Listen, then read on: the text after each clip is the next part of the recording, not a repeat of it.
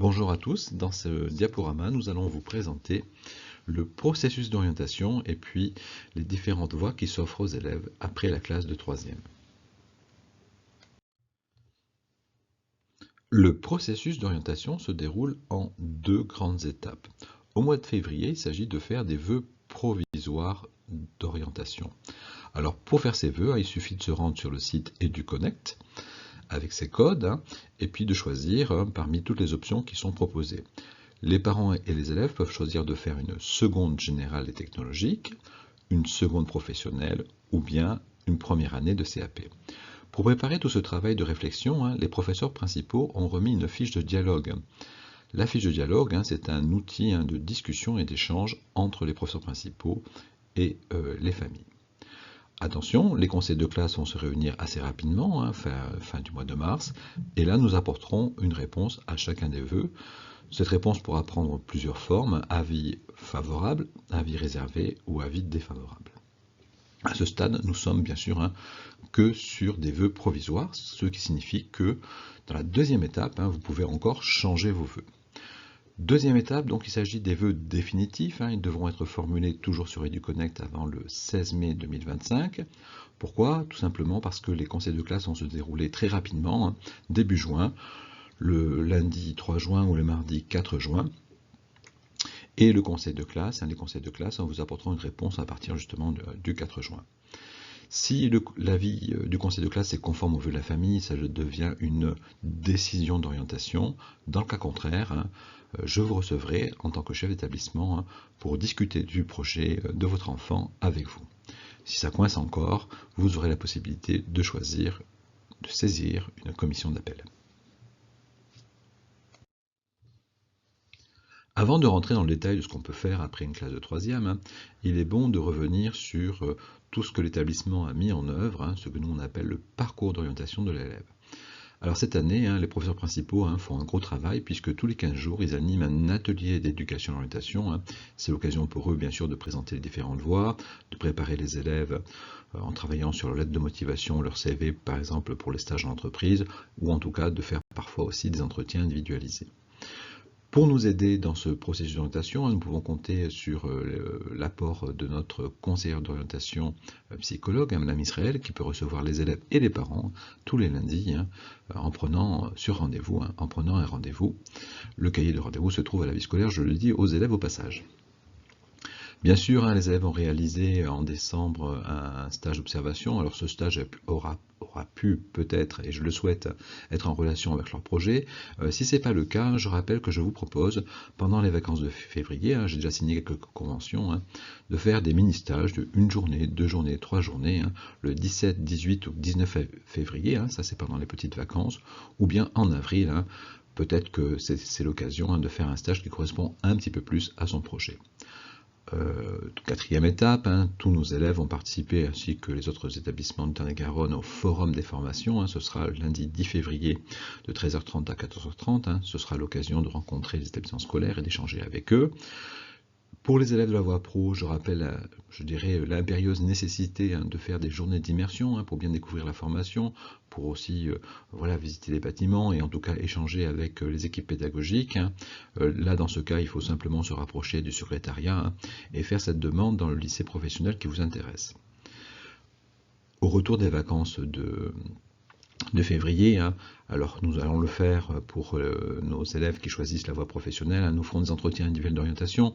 Ici l'objectif est très simple, c'est de voir où est-ce qu'en sont les élèves dans leur réflexion, dans leur démarche, pour essayer d'identifier ceux que nous devons accompagner encore plus, parce que justement peut-être leur projet est dans un état, au tout début, on va dire ça.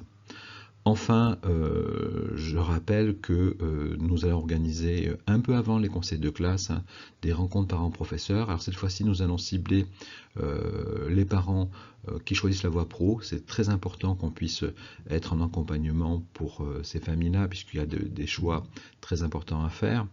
Et puis, bien entendu, aussi tous les parents pour lesquels un désaccord pourrait se dessiner concernant l'orientation entre la famille et l'établissement scolaire. Je rappelle que pour vous informer, vous disposez de nombreuses ressources. Alors le site de référence est celui du ministère, qu'on appelle le site ONICEP. Vous trouvez de nombreuses informations concernant les formations, concernant les métiers, des petits quiz aussi pour tester ces centres d'intérêt. Le bon réflexe aussi, c'est d'aller sur le site des lycées, qui mettent en place aussi parfois une information très très riche. Le CIO de Montauban, le Centre d'information et d'orientation de Montauban, peut vous accueillir, y compris sur les vacances de février, il faut y penser. Et enfin, bien sûr, ça a déjà commencé, il faut être attentif à ça, toutes les journées portes ouvertes, qui sont vraiment l'occasion de découvrir l'établissement, peut-être de son enfant de l'année prochaine, et d'échanger encore une fois avec les équipes. Après la classe de 3e, les élèves ont finalement un choix assez simple. Soit ils souhaitent apprendre un métier, et dans ce cas-là, ils vont se diriger vers la voie professionnelle, vers un CAP ou vers un bac pro, je vais y revenir. Soit ils souhaitent poursuivre après le baccalauréat leurs études, et dans ce cas-là, ils pourront faire une seconde générale technologique. Alors revenons sur la voie professionnelle et le bac professionnel. Alors le bac professionnel, c'est un bac qui permet d'apprendre un métier. Il y a plus de 80 bacs professionnels différents, donc il faut bien se renseigner. Les formations sont très différentes d'un lycée professionnel à un autre. À la fin de sa terminale professionnelle, les élèves ont la possibilité, soit parce qu'ils ont un métier en main, bien sûr, de chercher un emploi avec de belles chances de réussite, ou bien de poursuivre en brevet de technicien supérieur, de poursuivre et de prolonger leurs études. Alors la formation dispensée en voie professionnelle, elle s'appuie sur 3 modalités très différentes. D'abord, il y a des cours classiques, histoire, géographie, français, mathématiques, langue vivante, etc. Disons que ça, c'est une forme qu'on appelle académique. À côté de ça, les élèves apprennent en atelier. Alors, bien sûr, les ateliers sont de nature différente en fonction des formations proposées. Dans un bac pro restauration, les élèves vont apprendre à cuisiner ou à servir, par exemple, en salle de restauration. Dans un atelier de mécanique, on va apprendre à réparer les voitures, tout simplement.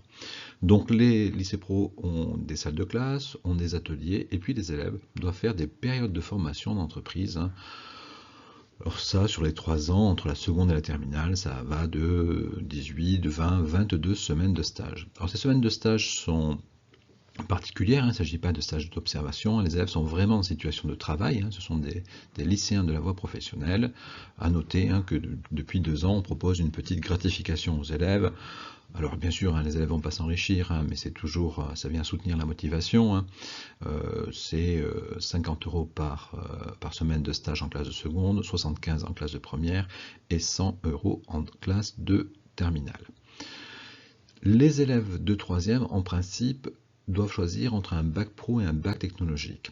Quelques-uns vont choisir un CAP, alors c'est assez peu fréquent, soit parce que la formation qu'ils souhaitent, il n'y a pas de bac pro, donc par conséquent c'est très logique de faire un CAP, soit, et là il faut monter tout un dossier, parce que les élèves ont un niveau très très très fragile, et par conséquent la chance de décrocher un bac pro est très faible, en tout cas dans un premier temps, donc il faut peut-être passer par un CAP. S'agissant des élèves qui choisissent la voie seconde générale technologique, en fait le processus d'orientation va se poursuivre après la classe de seconde, puisque les élèves vont rentrer en seconde générale technologique, et à la fin de la classe de seconde, ils devront choisir entre faire un bac général et choisir des enseignements de spécialité, 3 au total, ou bien faire un bac technologique et choisir un des 8 bacs technologiques dont nous allons vous préparer. J'insiste sur le fait que quand on vise une seconde générale technologique, il faut avoir un niveau de compétence suffisamment élevé pour pouvoir justement décrocher son bac. Il faut se projeter dans l'idée de poursuivre ses études. Avec un bac technologique ou un bac général, on n'a pas un métier en main et on ne peut pas bien sûr se présenter sur le marché du travail et réussir son ascension professionnelle. Il faut absolument poursuivre ses études.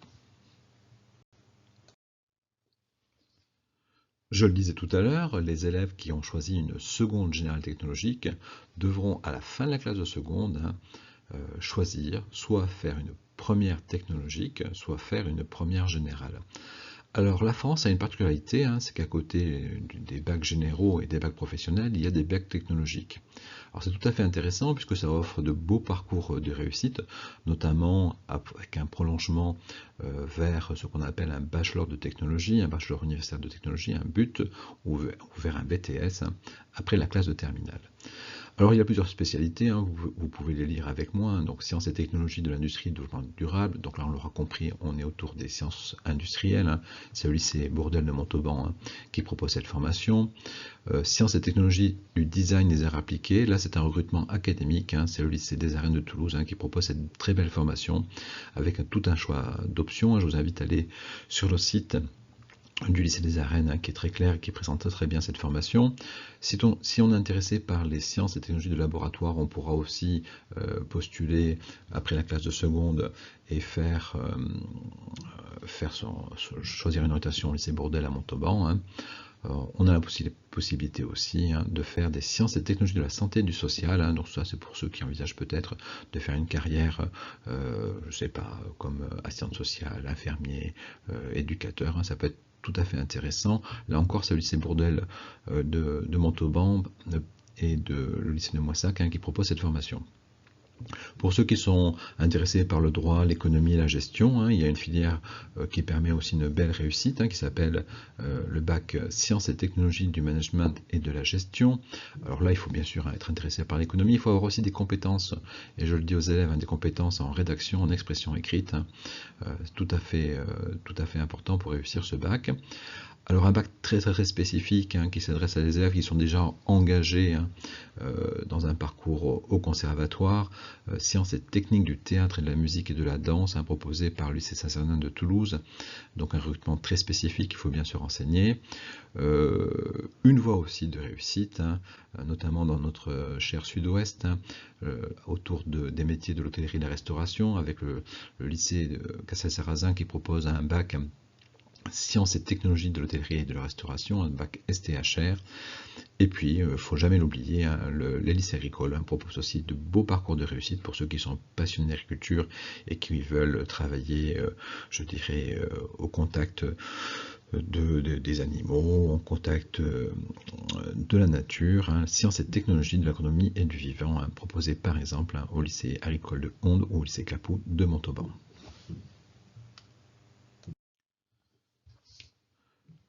Une orientation réussie, c'est une orientation choisie et non pas une orientation subie. Alors pour accompagner les élèves et les parents dans le cadre du processus d'orientation, hein, nous allons nous appuyer sur plusieurs éléments. Le premier élément, bien sûr, hein, c'est le projet de l'élève, hein, qui peut être en adéquation avec des centres d'intérêt, des goûts personnels, hein, des passions personnelles. Le deuxième élément, sans doute, et il va être important bien sûr, hein, ça va être les compétences scolaires, hein, telles qu'elles sont mesurées par les professeurs. On pourra s'appuyer aussi pour confirmer le diagnostic, hein, sur les résultats au brevet blanc, hein, qui sont aussi tout à fait importants. Et puis bien sûr, l'orientation, c'est pas simplement une question de résultats. On tient compte aussi, hein, des habiletés de l'élève, hein, celles que l'élève peut avoir par ailleurs, hein, et puis de sa personnalité. On a des élèves qui sont persévérants, on peut avoir des élèves qui ont des qualités particulières qui vont peut-être être plus je dirais, en situation de réussite, hein, dans telle ou telle filière, hein. Toute cette connaissance fine des élèves, hein, joue aussi dans le processus d'orientation, hein. Je le redis, hein, l'orientation n'est pas simplement une affaire de résultats scolaires, hein. C'est une affaire un peu plus complexe que ça.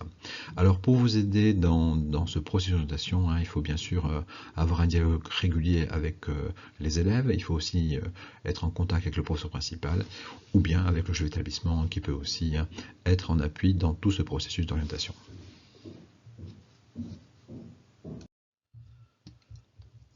Alors, s'il y a une erreur à ne pas faire, hein, c'est de confondre l'orientation et l'affectation.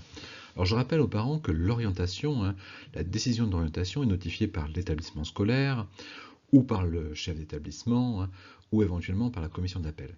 L'affectation va être notifiée en participant à une procédure à Internet, hein, qu'on appelle affectation par Internet. Donc là, c'est finalement assez simple. Les élèves qui choisissent une seconde pro peuvent faire jusqu'à 10 vœux, hein, de lycée professionnel, hein. Voilà. Les élèves de la seconde générale technologique, eux, ont finalement un choix très limité, puisqu'ils doivent rejoindre le lycée de secteur. S'ils ne le souhaitent pas, il faut absolument qu'ils fassent une demande de dérogation ou éventuellement choisir un établissement privé. Je rappelle que s'agissant des demandes de dérogation, il y a des priorités qui sont fixées par notre institution. Par exemple, les élèves qui ont un handicap, les élèves qui sont boursiers sociaux, les élèves qui ont, un frère ou une sœur dans un établissement scolaire, sont prioritaires par rapport aux autres élèves. Pour les autres élèves, il sera nécessaire de faire une lettre d'explication pour justement justifier cette demande de dérogation. Revenons à la voie professionnelle.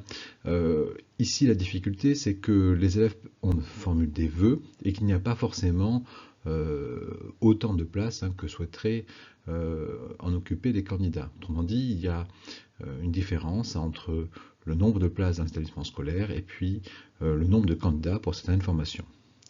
Donc il y a des formations qui sont très demandées. Comment on fait pour départager les élèves? C'est tout simple, on s'appuie sur les compétences des élèves et on classe les élèves, soit ils sont admis, soit ils sont classés sur liste supplémentaire si un élève finalement renonce à ses vœux. Pour éviter que des élèves soient sans affectation, notre institution prévoit ce qu'on appelle un tour de sécurisation. Autrement dit, les établissements scolaires ont la connaissance du résultat de l'affectation, mais sur un tour 0. Si des élèves justement sont en situation de non-affectation, on peut les contacter pour éventuellement travailler avec les familles, pour enrichir les vœux, pour modifier les vœux de façon à ce que les élèves aient plus de chances d'être affectés au soir du 27 juin. Enfin, je rappelle aux parents que l'affectation ne vaut pas inscription, que par conséquent il ne faut pas partir en vacances trop tôt. Dès que l'établissement a remis la notification d'affectation, il faut bien sûr contacter l'établissement et puis remplir le dossier d'inscription et aller s'inscrire tout simplement avant de passer de très bonnes vacances.